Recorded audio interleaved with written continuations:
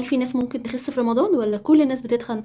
طبعا رمضان من 15 ل 20 كيلو ده اقل حاجة. تمام. مع ان شهر رمضان هو اكبر فرصة لينا ان احنا نخس من 10 ل 15 كيلو برضو خسسان في رمضان. نقدر نعمل ده؟ طبعا نقدر نعمل ده. انت قدها وتقدر تعملها. وعلى فكرة سهل جدا، والشهر ده لازم نستغله ان احنا نخس. والناس اللي هي نفسها توصل للايديال ويت فاضل لها 15 او 20 كيلو، هنا نقول ازاي.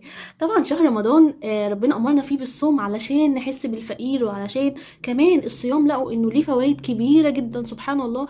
كل النيوتريشنست ودكاتره التغذيه والعلماء اجمعوا انه الصيام بتاعنا بتاع رمضان ليه فوائد قويه جدا.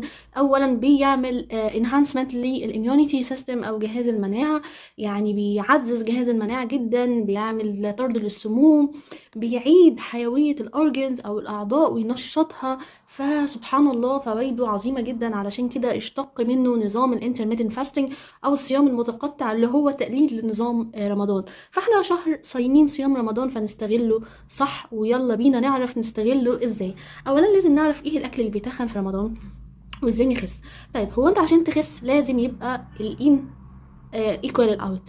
يعني ايه؟ يعني السعرات الحراريه اللي داخله الجسم قد السعرات الحراريه اللي خارجه من الجسم، ده لو انت بتثبت. طيب لو انت عايز تخس يبقى اللي داخل اقل من اللي خارج. يعني انا اخد سعرات حراريه اقل من اللي انا ببذلها. يعني مثلا سي انا بديك 2000 سعر حراري في اليوم، وانت مقابل ده بتحرق 2500، ففي فرق 500 كالوريز انت بتطلعهم من الدهون المخزنه، فبالتالي هتخس. طيب الاوت ده اللي هو ايه؟ اللي هو الفيزيكال اكتيفيتيز اللي هي الرياضه. فاحنا لازم علشان نخس يبقى نعمل بالانس ما بين الدايت وما بين الرياضه. يعني نبذل مجهود ان شاء الله لو هنمشي نص ساعه في اليوم. ولازم تبقى عارف ان سبحان الله اصلا جسمك بيحرق يوميا حاجه اسمها البي ام ار او البيزل ميتابوليك ريت، وهو السعرات الحراريه اللي الجسم بيحرقها يوميا علشان الاعضاء بتاعته تشتغل. فبالتالي انت محتاج تعلي الحرق اللي هو طبيعي موجود في جسمك، ومحتاج كمان تعمل حرق من بره اللي هو الفيزيكال اكتيفيتيز. طيب انا اقلل سعراتي الحراريه ازاي؟ ان انا التزم بالدايت، اعمل بلان، اقول انا في شهر رمضان همنع كذا وهمنع كذا. همنع كذا اللي هو ايه بقى؟ هقلل سكريات على قد ما اقدر. ممكن اشرب المشروبات بدون سكر او بمعلقه سكر واحده في اليوم، او ابدلها بسكر دايت، وافضل نوع سكر دايت هو ستيفيا، ده امن حاجه. تمام. تاني حاجة أقلل النشويات. وطبعا النشويات دي هي مصدر الطاقة، بس لازم تتاخد بكمية متزنة وكمية معقولة عشان ما تتخزنش في الجسم على هيئة دهون. وتالت حاجة استبدل الدهون الغير صحية بدهون صحية. يعني الناس اللي كمان اللي عندها كوليسترول وترايجليسرايد دهون ثلاثية، دي لازم تبطل الدهون اللي هي غير صحية زي الزيوت والسمنة المهدرجة. طبعا دي كارثة وبتسبب كانسر، وعارفين أضرارها دي كلها وكنت اتكلمت فيها. فاحنا هنستبدلها بدهون صحيه زي زيت الزيتون، او نرجع بقى للطبيعه بتاعتنا اللي هي السمنه البلدي او الزبده البلدي، بس نبقى متاكدين ان هي بلدي. بالنسبه لمنتجات الالبان هتبقى خلية الدسم، يعني كل زبادي في السحور براحتك، هي افضل حاجه في السحور الزبادي.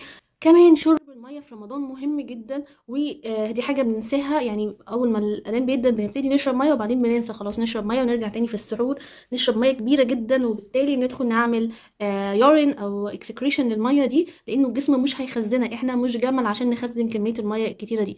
طب ايه الصح؟ الصح ان انا اشربها عن شهر رمضان. احنا سبب زياده الوزن فيه حاجتين: العصاير الكتير اللي مليانه سكر، طبعا قمر الدين والخروب والعرقسوس وات ايفر طبعا، والحلويات بقى القطايف والكنافه والحاجات دي اللي مليانه سكر. طبعا مش عايزه اصدمكم واقول لكم القطايف الواحده فيها كام سعر حراري، باضعاف الاكل اللي انت اكلته طول اليوم. فندخل الرياضة زي ما قلت بعد الفطار، نمشي بمعدل نص ساعة يوميا، حلو قوي. فبالتالي لو مشيت على كل النظام ده والتزمت بيه هتطلع خاسس في رمضان. طيب الناس اللي انا ببقى معدتي ببقى جعانة ومعدتي مفتوحة على الاكل جدا، ومتعود على كميات اكل كتيره جدا، وبحس ان انا جعان طول الوقت، ممكن تاخد على فكره حاجات تسد الشهيه زي الاناسيليوم. والاناسيليوم قلت بيتباع عند العطار او بيتباع في الصيدليه، حاجه طبيعيه بتسد الشهيه وبتتدوب في ميه وبتتشرب، تدخل تملى المعده.